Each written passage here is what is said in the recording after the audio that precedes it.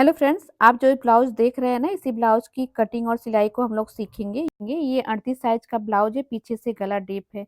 इसे हमने सिंगल कटोरी में कट करके एक सिलाई लगा के डबल कटोरी में बनाया है। और ऐसा करने के बाद आपकी फिटिंग जो है एकदम डबल कटोरी के जैसी आती है। तो हम लोग इस ब्लाउज की पूरी कटिंग और सिलाई को देखेंगे। आप ब्लाउज की फिटिंग देख सकते हैं कि एकदम डबल कटोरी के जैसी ही फिटिंग आई है। अगर आप बनाना चाहते हो तो वीडियो को पूरा देखिएगा। हमने इसमें हर एक छोटी छोटी बात को कवर किया है ताकि आप सीख सकें एक अच्छा सा कटोरी ब्लाउज। एक ब्लाउज बनाने में कम से कम 1 से डेढ़ घंटे का समय लगता है, पर हमने आधा घंटे में पूरी कोशिश की है कि आपको अच्छे से बता सकूं और आपके सारे डाउट को क्लियर कर सकूं। चलिए शुरू करते हैं। यहाँ पर हमारे पास जो ब्लाउज का नाप है ये बॉडी से लिया हुआ है। ब्लाउज की लंबाई हम 14 इंच रखेंगे। चेस्ट हमारी 38 इंच की है। कमर 32 है। शोल्डर 15 इंच का है। सामने का गला 6.5 इंच का है। पीछे का गला 11 है और आर्म होल की गोलाई हमारी 17 है। आर्म होल की गोलाई आपको जरूर नापनी है, क्योंकि इसी आर्म होल की गोलाई पर ही हमारी स्लीव आती है। और अगर हमारी स्लीव परफेक्ट बैठ गई तो फिटिंग एकदम परफेक्ट आएगी। अब देखिए हमारे पास ये जो अस्तर है, हमने 80 सेंटीमीटर का अस्तर लिया है फ्रेंड्स। अगर आप इस साइज का ब्लाउज बना रहे हैं तो आपको 1 मीटर का अस्तर लेना चाहिए। नहीं तो फिर आपको स्लीव या फिर कटोरी के लिए अलग से अस्तर लेना पड़ेगा, अगर आपके पास बचा हुआ अस्तर है तो। अब हम सबसे पहले अस्तर को फोल्ड करना सीखेंगे। ये हमारे अस्तर की लंबाई है और ये अस्तर की चौड़ाई है। तो यहाँ पे देखिए हमने इसे डबल फोल्ड करके ऐसे रखना है। सबसे पहले हम लंबाई लेंगे। यहाँ पे हम आगे और पीछे का पल्ला दोनों साथ में कट करेंगे। तो देखिए लंबाई हमारी 14 इंच की है। पीछे हमने 1 इंच का मार्जिन लिया है और आगे हमने 2 इंच का मार्जिन लिया है। पीछे का पल्ला हमारा 15 इंच का है और आगे का पल्ला 16 इंच का है।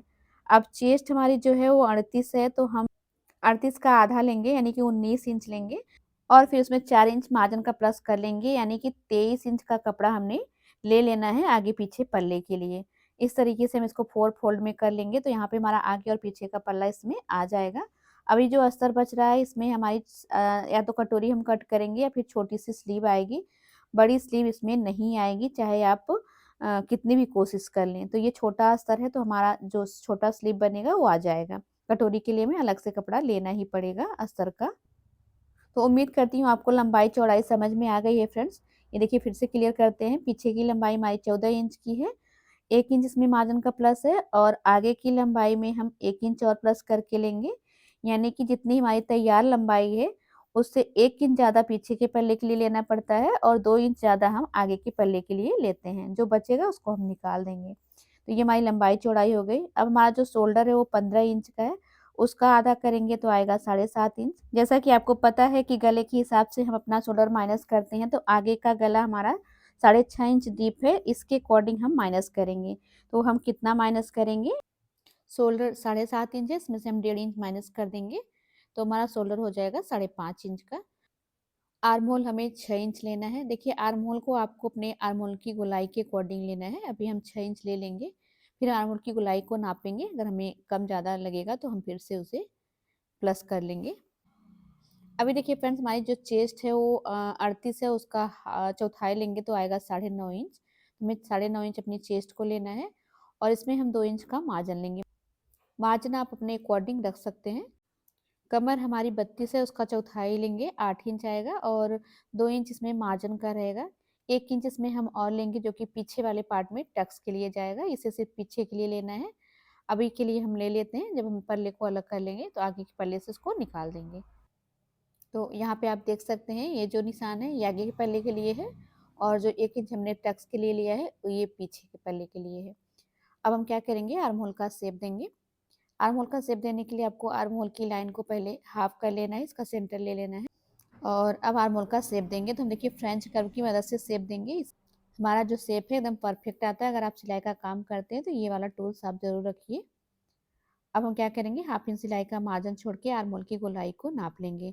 आर्म होल की गोलाई हमारी 17 इंच की है तो उसका हाफ हमारा आएगा 8.5 इंच। देखिए 8.5 इंच हमारे आर्म होल की गोलाई आ रही है। एकदम परफेक्ट हमारा आर्म होल 6 इंच का सही है। तो इस तरीके से आपको अपना आर्म होल नाप कर रखना है। अब देखिए इसी में हमारा आगे का पल्ला है तो हम हाफ इंच अंदर की साइड लेके आर्म होल की गहराई देंगे। ये आगे के पल्ले के लिए रहेगा। इस तरीके से फिर से हमने फ्रेंच कर्व लेके आर्म होल का शेप बना लेना है। ये देखिए इस तरीके से। तो आर्महोल की गहराई हम सामने के पल्ले में इस तरीके से देते हैं। अब शोल्डर की पट्टी जो हमें 2 इंच तैयार रखनी है, 1 इंच मार्जिन का ले लेंगे। तो गला हमारा आएगा 3 इंच का। गले की लंबाई हम यहाँ पर 6.5 इंच ले रहे हैं। आप अपने अकॉर्डिंग गले की लंबाई रख सकते हैं। हम इस तरीके से एक बॉक्स बना लेंगे। हमारा पीछे का जो गला है वो डीप नेक होने वाला है, इसीलिए हम यहाँ पर हाफ इंच आर्म होल गले की साइड डाउन कर लेते हैं। जब डीप गला होता है तो हम इस तरीके से डाउन करते हैं, इससे हमारा शोल्डर जो है गिरता नहीं है, एकदम परफेक्ट तरीके से बिना डोरी के ही अच्छे से बैठा रहता है। जब पीछे का गला डीप हो तभी आपको ये करना है। अब देखिए जो बाहर की साइड का आर्म होल पहले हमें उसे कट करना है, क्योंकि वो पीछे के पल्ले का आर्म होल था। अब हमने तैयार पे कट लगा लेना है और यहीं से अपना आगे पीछे का पल्ला अलग कर लेना है। ये देखिए इस तरीके से हम अलग कर लेंगे। तो अभी हम बैक पार्ट को बाद में कट करेंगे, इसे हम साइड में रखते हैं। सबसे पहले हम सामने वाले पल्ले की कटिंग कंप्लीट कर लेते हैं। तो ये जो हमने 1 इंच टाट के लिए लिया था पीछे के पल्ले में, उसमें से हम हाफ इंच हुकाई की पट्टी के लिए ले लेंगे, बाकी जो एक्स्ट्रा रहेगा उसको निकाल देंगे। तो हमारी यहाँ पे कमर एकदम परफेक्ट हो जाएगी। ये देखिए इस तरीके से हमने एक्स्ट्रा जो है उसको निकाल दिया है। हाफ इंच हमने लिया है वो हुकाई की पट्टी के लिए लिया है। और यहाँ पे हम आर्महोल की गहराई को भी कट कर लेते हैं। ये सामने वाले पल्ले की गहराई है, ये देखिए। अभी हमने क्या करना है, अब हम अपना सबसे पहले गला मार्क करेंगे। तो कटोरी ब्लाउज है, इसमें हम 2 बॉक्स बनाते हैं, एक 5 इंच पे लेंगे और एक हमने 6.5 इंच पे लिया है। तो 5 इंच से हम गोलाई देंगे। आप गले को अगर फैलाना चाहते हैं तो फैला सकते हैं, जितना फैला गला रहता है उतना अच्छा रहता है, जब गले की लंबाई छोटी हो तब। अब यहाँ पे हमें अपने टक्स पॉइंट और बेल्ट की लाइन को मार्क करना है। देखिए चेस्ट हमारी 9.5 इंच है, तो हमने 10.5 इंच पे टक्स पॉइंट लिया है और टक्स लाइन से 2 इंच नीचे हमें बेल्ट की लाइन को मार्क कर लेना है। आपका चाहे जो भी साइज हो, आपको टक्स लाइन से 2 इंच नीचे बेल्ट की लाइन को मार्क करना है। अगर आप 40 साइज का ब्लाउज बना रहे हैं तब भी आपको इसी तरीके से यही वाली मार्किंग कर लेनी है। अब बेल्ट का शेप देने के लिए आप यहाँ पे 1 इंच भी ले सकते हैं, हाफ इंच भी ले सकते हैं या फिर पौना इंच ले सकते हैं। हमने यहाँ पर पौना इंच लिया है। और ये जो चौड़ाई है हमने लेना है जितनी हमारी कमर है उसका हाफ करके। कमर 8 है तो हमने देखिए 4 इंच ले लिया है। आप चाहे तो चेस्ट का 10वां भी ले सकते हैं, आपको जैसा ईजी लगे। और इधर की साइड हमें हाफ इंच ऊपर की साइड मार्क कर लेना है, इससे हमारा शेप जो है बहुत ही परफेक्ट आता है। और फिर इस तरीके से मार्क कर देना है। तो इस तरीके से देखिए हमने अपने बेल्ट की मार्किंग कर ली है। एक बार हम फिर से कमर की मार्किंग कर लेते हैं बेल्ट पर। देखिए बेल्ट कमर जो है हमारी 8 इंच है, 2 इंच इसमें मार्जिन का है और हाफ इंच हमने लिया है उकाई की पट्टी के लिए। तो बेल्ट हमारी कंप्लीट हो गई है। अब हम कटोरी की मार्किंग करेंगे। तो देखिए कटोरी आपको हमेशा चेस्ट का छठा लेना है। यहाँ पे हमारी कटोरी का जो साइज है वो 6.25 इंच आएगा, 38 साइज के अकॉर्डिंग। अगर आपका 40 साइज का ब्लाउज है तो आप यहाँ पर 6.5 इंच की कटोरी रख सकते हैं या फिर 6.25 इंच भी रखेंगे तब भी सही रहेगा। तो यहाँ पे हमने 6.25 इंच की कटोरी का साइज ले लेना है। अब इस लाइन को हम सीधा मार्क कर लेंगे, ये देखिए। अब ये जो आर्म होल का गोलाई है ना, वहाँ से हमें 2.5 इंच लेना है। ये सभी साइज के लिए फिक्स होता है, सभी साइज में आपको 2.5 इंच ही रखना है, इससे कम आप बिल्कुल ना रखें। अब हमने फ्रेंच कर्व की मदद से अपनी कटोरी का शेप देना है, इससे शेप एकदम परफेक्ट आता है। देखिए सारे पॉइंट पर हम इस तरीके से मार्किंग कर लेंगे और पॉइंट को टच करते हुए हम फ्रेंच कर्व को देखिए रखेंगे, ये देखिए। और फिर हम शेप दे देंगे। तो इस तरीके से हमारा शेप आप देख सकते हैं कितना परफेक्ट आ गया है। यहाँ पे मार्किंग हमने कर ली है, अब हम कटिंग कर लेते हैं। ये वाला हमने कट कर लेना है, सारी मार्किंग हमने कट कर लेना है, ये देखिए। तो बेल्ट हमारा कंप्लीट है और साइड का पार्ट कंप्लीट है। कटोरी को हमें अलग से कट करना है। देखिए हमने यहाँ पर चौकोर 2 पीस कपड़ा लिया है अलग से।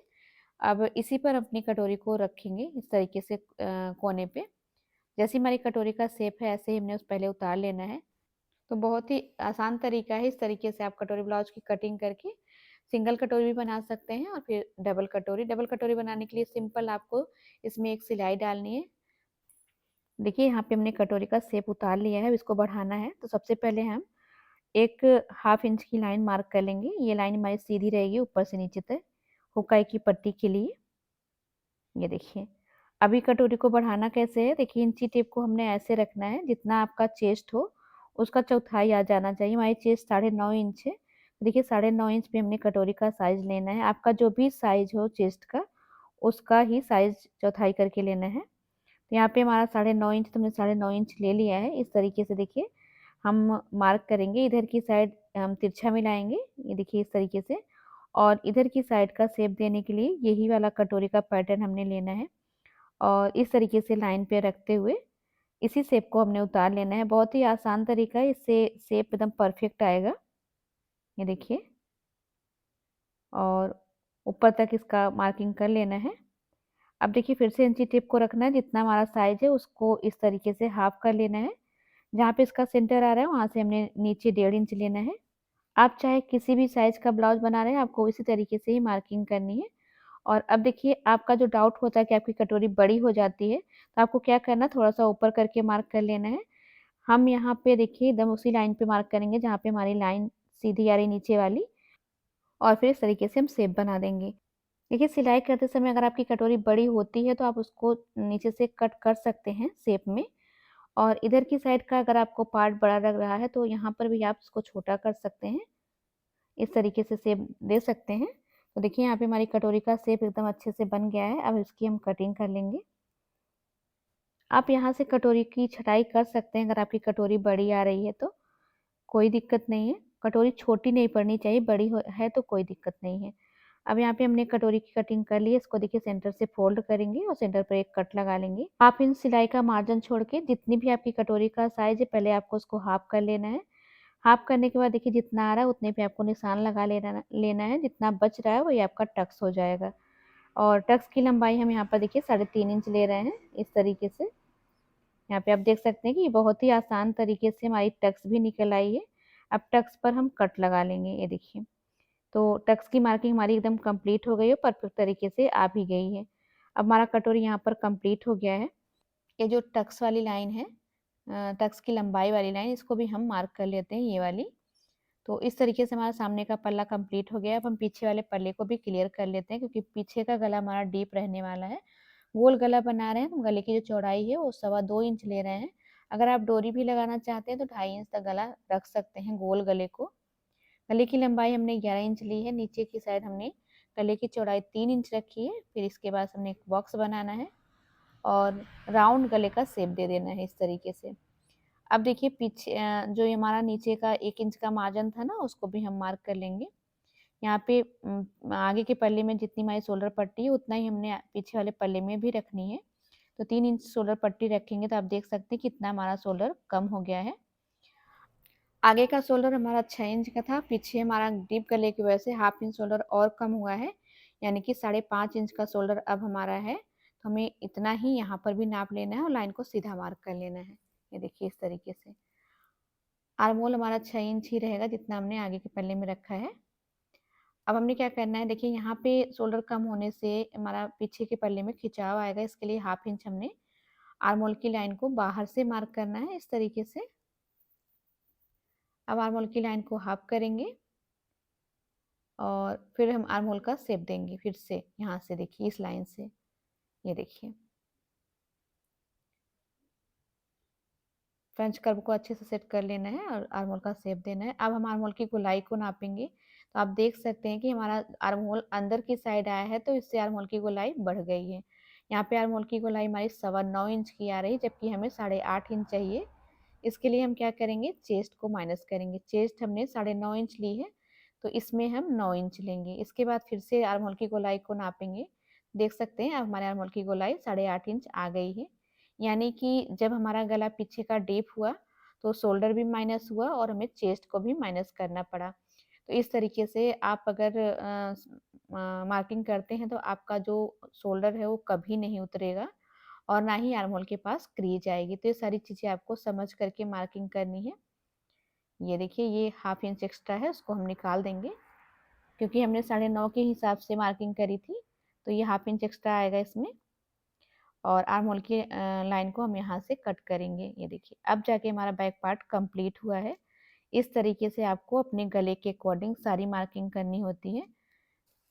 आई होप फ्रेंड्स कि आपको इतना समझ में आ गया हो कि हमें शोल्डर, आर्म होल और चेस्ट कितना लेना है गले के अकॉर्डिंग। यहाँ पे देखिए हमारा ये सामने का पल्ला है, सामने का पल्ला और पीछे का पल्ला हमारा कटिंग हो चुका है। अब हम स्लीव की कटिंग करेंगे। इस ब्लाउज में हमें छोटी स्लीव बनानी है, तो जो बचा हुआ अस्तर उसको हमने ले लेना है। ये देखिए, इसमें हम स्लीव की कटिंग करेंगे। तो सबसे पहले एक कटिंग हम कर लेंगे एक बाजू की, इसी बाजू को रख के हम दूसरी बाजू भी कटिंग करेंगे। तो देखिए हमने इस तरीके से इसको फ़ोल्ड करना है। स्लीव की जो लेंथ है वो हम 4 इंच रखेंगे, 1 इंच इसमें मार्जिन का प्लस करके ले लेंगे। ये देखिए, और चौड़ाई हमने लेना है जितना आपका आर्म होल का गोलाई है उसमें 1.5 इंच प्लस करके। तो देखिए हमने यहाँ पर 10 इंच लिया है। ये देखिए, अब हम क्या करेंगे, इस वाली लाइन को सीधा मार्क कर लेंगे और एक लाइन हम 2.5 इंच पर मार्क करेंगे। 2.5 इंच की लाइन पर अपने स्लीव का शेप बनाएंगे, देखिए इस तरीके से। और यहाँ से हमने 8.5 इंच अपने आर्म होल की गोलाई ले लेनी है तिरछे में। 1.5 इंच ऊपर की साइड सीधा रखेंगे और यहीं से स्लीव का हम शेप बनाएंगे। देखिए ये जो हमारा है मार्जिन का रहेगा। स्लीव की मोहरी हमारी जो है 6.5 इंच है और इसमें हम 2 इंच का मार्जिन रखेंगे। इस तरीके से देखिए हमारी स्लीव की मार्किंग हो चुकी है। स्लीव की मार्किंग करना बहुत ही आसान है। इस तरीके से आपको स्लीव की कटिंग कर लेनी है। अब इसी स्लीव को रख के हम दूसरी स्लीव भी कटिंग कर लेंगे और ये 1/2 इंच अंदर की साइड लेते हुए हम गहराई देंगे। ये गहराई हमारे सामने के पल्ले में रहेगी। तो इसे हम बाद में कट करेंगे जब अस्तर को कपड़े के साथ बैठा लेंगे, ताकि हमारा कपड़ा उल्टा ना हो। उल्टा सीधा हो जाता है सिलाई करते समय। ये देखिए इस तरीके से दोनों स्लीव हमने कट कर लिए। कटिंग हमारी यहाँ पर कंप्लीट हो गई है। अब सारे अस्तर वाले पार्ट को हम मेन कपड़े पे रखकर कट कर लेंगे। कपड़ा थोड़ा ज़्यादा ही लेकर कट करते हैं ताकि सिलाई करते समय हमारा कपड़ा इधर-उधर कम ना पड़े। ये देखिए इस तरीके से हमने अपनी कटोरी को सेट कर लेना है, अपने साइड वाले पार्ट को सेट कर लेना है और बेल्ट वाले पार्ट को सेट करके हम आगे वाला पल्ला भी कट कर लेंगे। बाकी जो कपड़ा बचेगा उसमें हम स्लीव की कटिंग करेंगे। तो इस तरीके से हमारी कटिंग यहाँ पर कंप्लीट हो गई है। हम इसकी सिलाई करेंगे। थोड़ा-सा सिलाई करना ज़रूरी है क्योंकि इसमें हमें क्लियर करना है कि हमें सिंगल कटोरी को डबल कटोरी में कैसे बनाना है। तो देखिए सबसे पहले हमें अपनी टक्स की सिलाई करनी है। तो जैसे हमने कट लगाया हुआ सेम उस तरीके से सिलाई कर लेंगे। सिलाई को नीचे ऊपर लॉक करेंगे और डबल कर लेंगे। ये देखिए, तो सिलाई की वीडियो थोड़ा-सा स्पीड में करेंगे फ्रेंड। वीडियो हमने पूरी डाली है पर थोड़ा-सा स्पीड में कर दी है। अब देखिए हमने क्या करना है, इस तरीके से कटोरी को सेंटर से फोल्ड करना है। इधर का भी सेंटर लेना है और आगे का भी सेंटर ले लेना है, कट लगा लेना है इस तरीके से। ये देखिए, अब इधर का साइड का जो सेंटर है उसमें हम देखिए मार्किंग करेंगे और सेंटर से 1.5 इंच नीचे हम जाके कट लगा लेंगे। ये देखिए इस तरीके से। अब हमने जो ये कट लगाया हुआ है दोनों कट को इस तरीके से पकड़ेंगे, बराबर से सेट करते हुए। सिर्फ एक सूत के बराबर हमने सिलाई करनी है, सिलाई ज़्यादा नहीं दबानी है। बस यहाँ पे जहाँ पे हमारी टक्स है वहाँ पे हल्का सा राउंड देना है। ये देखिए ऐसे यहाँ पे हल्का सा राउंड दे दें ताकि इसका कोना खत्म हो जाए, नहीं तो नोक बनेगी और हमें नोक ही खत्म करनी है। ये देखिए इस तरीके से आपको सिलाई कर लेनी है। एकदम सिंपल है, आपको डबल कटोरी बनाने में कोई भी झंझट नहीं होगी। सिंगल कटोरी कटिंग करके आप डबल कटोरी बना लीजिए ऐसे, और शेप भी आपका एकदम डबल कटोरी के जैसे ही आएगा, फिटिंग भी सेम वैसे ही दिखेगी। देख सकते हैं हमने इस तरीके से सिलाई करी है। अब इसको हम देखिए सीधी साइड से करेंगे तो इसका लुक आप देख सकते हैं कितना परफेक्ट दिख रहा है। ये देखिए, अब इसमें हम साइड वाले पार्ट को जॉइंट करेंगे। तो आप जब भी साइड वाले पार्ट को जॉइंट करें इस तरीके से रख के देख लें और आपको हमेशा गले की साइड से ही जॉइंट करना है। देखिए इस तरीके से बराबर से रखना है। 1/2 इंच के मार्जिन पर सिलाई करनी है। ये देखिए, यहाँ पर सिलाई करते समय आपको मशीन को धीरे-धीरे चलाना है, बहुत तेज़ नहीं चलाना है ताकि आपका राउंड जो है ना बिगड़े और एक भी पार्ट को खींचना नहीं है। अगर आपका कटोरी का पार्ट बड़ा हो रहा है तो कोई दिक्कत नहीं है, पर साइड का पार्ट आपका छोटा-बड़ा नहीं होना चाहिए। ये देखिए, यहाँ पे आपको इस तरीके से अच्छे से राउंड में ही सेट करते हुए सिलाई करनी है। हम आपको बहुत ही स्लो करके ये वाली सिलाई दिखा रहे हैं, जो कि हमारा मेन पॉइंट है। ये देखिए, अब हमने सिलाई को डबल कर लेना है। हमारा देखिए दोनों पार्ट एकदम बराबर से आया है। अगर आपका कटोरी का पार्ट बढ़ रहा है तो बढ़ने दीजिए, कोई दिक्कत नहीं है। कटोरी को आप नीचे से शेप में कट कर सकते हैं। देखिए यहाँ पे हमारी कटोरी एकदम परफेक्ट तरीके से जॉइंट हो गई है। अब इसमें हम बेल्ट को भी जॉइंट कर लेंगे। देखिए बेल्ट को भी रख के आपको जॉइंट करने से पहले देख लेना है हमारा बेल्ट छोटा बड़ा तो नहीं हो रहा है। अगर हो रहा है तो आप टक्स की सिलाई को कम ज़्यादा कर सकते हैं। देखिए इस तरीके से आपको बराबर से हाफ इंच के मार्जिन पर सिलाई करनी है। तो आप देख सकते हैं कि हमारा जो बेल्ट है एकदम परफेक्ट तरीके से इस पर आ गया है, ना ही ज़्यादा हुआ है और ना ही कम। अगर आप नाप कर कटिंग करेंगे, परफेक्ट तरीके से आपकी कटिंग रहेगी तो सिलाई करते समय आपको कोई भी दिक्कत नहीं आएगी। थोड़ा बहुत अगर कपड़े की छटाई करनी पड़ रही है तो कोई बात नहीं है। यहाँ पे देखिए इस तरीके से कितना परफेक्ट और फिनिशिंग के साथ हमारा पार्ट बनके कंप्लीट हुआ है। ये देखिए।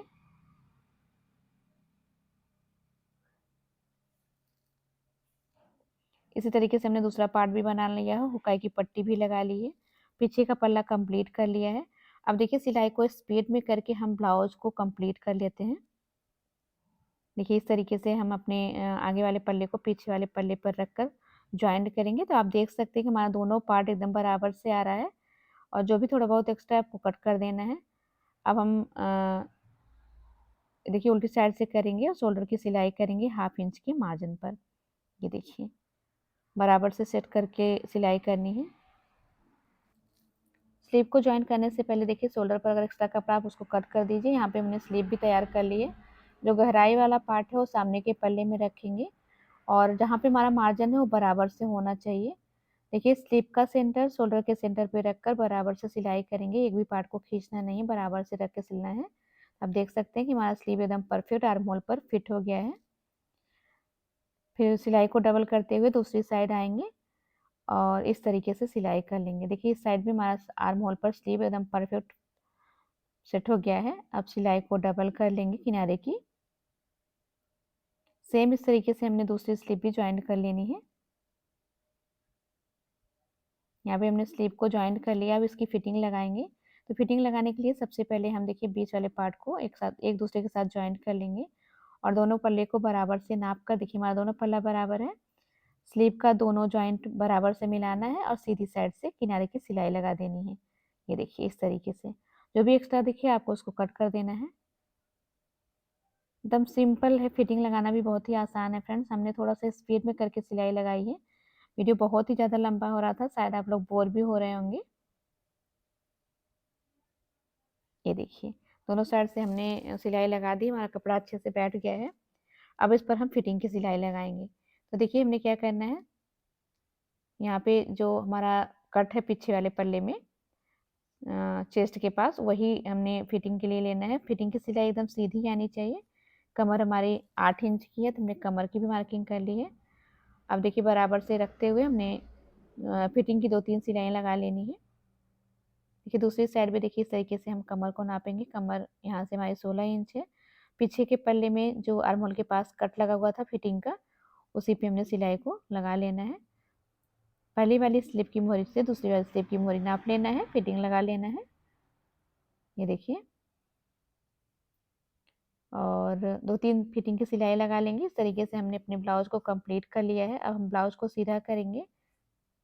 दोनों साइड हमने 2-3 सिलाइयाँ लगानी है फिटिंग की। ये देखिए अब हमने क्या करना है, गले पे पाइपिंग लगा लेनी है। इस कलर की पाइपिंग लगाएंगे। यहाँ पे हमने पाइपिंग लगा के गले को कंप्लीट कर लिया है। हमारे ब्लाउज का ये फाइनल लुक है। कैसा लगा कमेंट करके जरूर बताइएगा। Thank you.